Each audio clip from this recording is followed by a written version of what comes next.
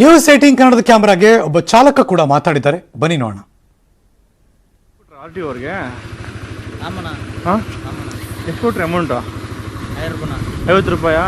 50 ರೂಪಾಯಿ ಇಸ್ತಾರಾ? ಏನು ನಡೀತಾರೆ ಆರ್.ಟಿ వాళ్ళు? ಏನು ನಡೀತಾರೆ? ಏನು ಕೇಳ್ತಾರೆ ಆರ್.ಟಿ ಕಾಸು ವಾಂಗಿಕ್ರಾ? ಎಟ್ನ ವಾಂಗಿಕ್ರಾ? 500 ರೂಪಾಯಿ ಕೊಡಲ್ಲ ಅಂತಂದ್ರೆ ಹೌದಾ?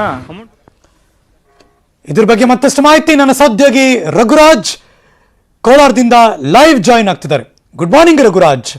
ಅಂದ್ರೆ ಎಲ್ಲರಿಗೂ ಗೊತ್ತು, ಬಟ್ ಎಲ್ಲ ಸೈಲೆಂಟು. ಅಧಿಕಾರಿಗಳು ಕೂಡ ಇನ್ವಾಲ್ವ್ ಆಗಿದ್ದಾರೆ, ಎಲ್ಲರೂ ಇನ್ವಾಲ್ವ್ ಆಗಿದ್ದಾರೆ ಅಂತ ಅನ್ಕೋಬೇಕಾ, ಅಥವಾ ಈ ಅಧಿಕಾರಿಗಳೇ ಬೇರೆ ಏನಾದ್ರು ಮಾಡ್ತಿದಾರಾ?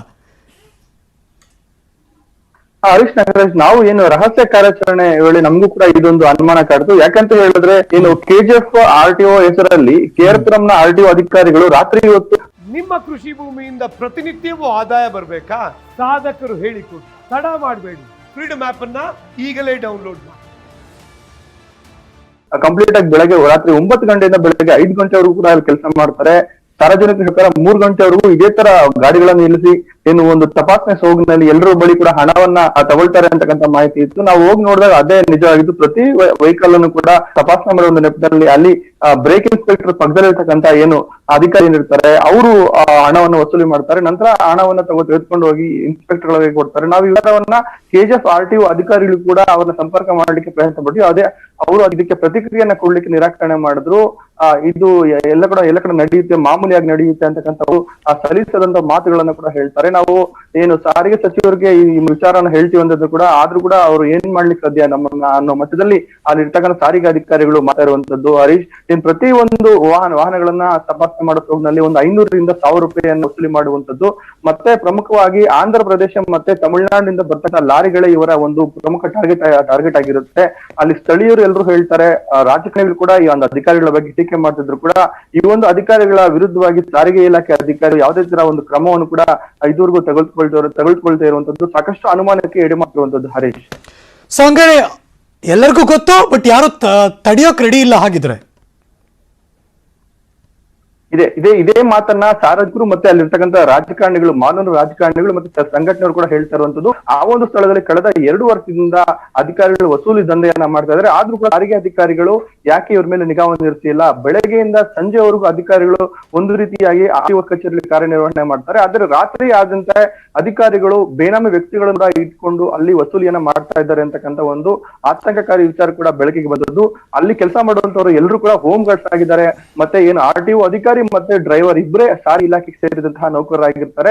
ಇನ್ನು ಉಳಿದಂತವ್ರು ಎಲ್ಲರೂ ಕೂಡ ಹೋಮ್ ಗಾರ್ಡ್ಸ್ ಆಗಿದ್ದಾರೆ. ಅವರು ರಾತ್ರಿ ಹೊತ್ತು ಮಾತ್ರ ಕೆಲಸ ಮಾಡ್ಲಿಕ್ಕೆ ಬರುವಂತದ್ದು. ಇಂಥವ್ರ ಅಧಿಕಾರಿಗಳು ಮೇಲೆ ಸಾಕಷ್ಟು ದೂರಗಳು ಹೋದ್ರು ಕೂಡ ಅಲ್ಲಿ ಏನು ಹಿರಿಯ ಅಧಿಕಾರಿಗಳು ಬಂದು ಅವರು ಯಾವ ತರ ಕೆಲಸ ಮಾಡ್ತಿದ್ದಾರೆ ಅಂತ ಒಂದು ಪ್ರಶ್ನೆ ಮಾಡೋದಿಲ್ಲ. ಮೇನ್ ಆಗಿ ಸಿಬ್ಬಂದಿ ಕೊರತೆ ಇರೋದ್ರಿಂದ ಹೊರಗಡೆಯಿಂದ ಅಧಿಕಾರಿಗಳು ಬರೋದ್ರಿಂದ ಯಾರು ಈ ಬಗ್ಗೆ ತಲೆ ಕೆಡಿಸ್ಕೊಂತ ಇಲ್ಲ. ಆದ್ರೆ ಈ ಒಂದು ಕಿರುಕುಳವನ್ನ ಏನು ಲಾರಿ ಚಾಲಕರು ಹೇಳ್ತಾ ಇರುವಂತದ್ದು, ಕೊಡ್ಲಿಲ್ಲ ಅಂತಂದ್ರೆ ಖಂಡಿತವಾಗ್ಲಿ ನಮಗೆ 1000 ರೂಪಾಯಿ ಕಟ್ಟುವಂತ ಒಂದು ಕೇಸ್ ಹಾಕ್ತಾರೆ. ನಾವು ತಪ್ಪು ಮಾಡಿದ್ರು ಕೂಡ ನಾವು ಕಿರುಕುಳವನ್ನು ಎದುರಿಸಬೇಕಾಗುತ್ತೆ.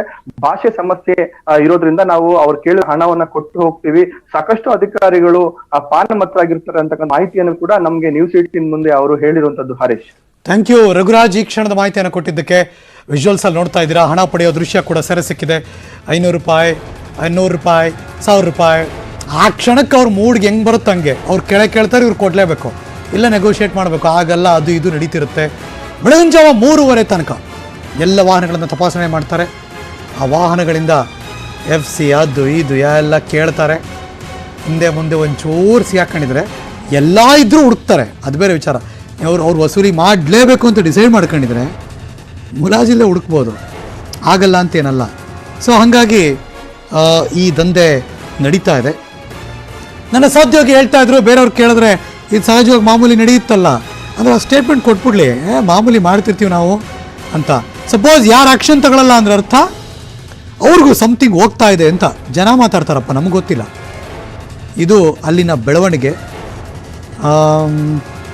ಲೆಟ್ಸ್ ಸಿ, ಯಾರಾದರೂ ಆ ಭಾಗದ ಜನಪ್ರತಿನಿಧಿಗಳು ಏನಾದ್ರು ಮಾತಾಡ್ತಾರಾ ಅಂತ ನೋಡೋಣ. ಇದು ಅಲ್ಲಿನ ದೃಶ್ಯಾವಳಿಗಳು.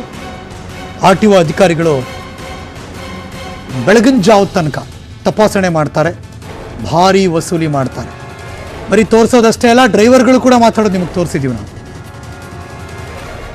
ಹಣ ಪಡೆಯೋ ದೃಶ್ಯ, ನಿರಂತರ ವಾಹನ ತಪಾಸಣೆ, ಎಲ್ಲ ವೆಹಿಕಲ್ಗಳನ್ನು ಚೆಕ್ ಮಾಡ್ತಾರೆ ಟಾರ್ಚ್ ಹಿಡ್ಕೊಂಡು.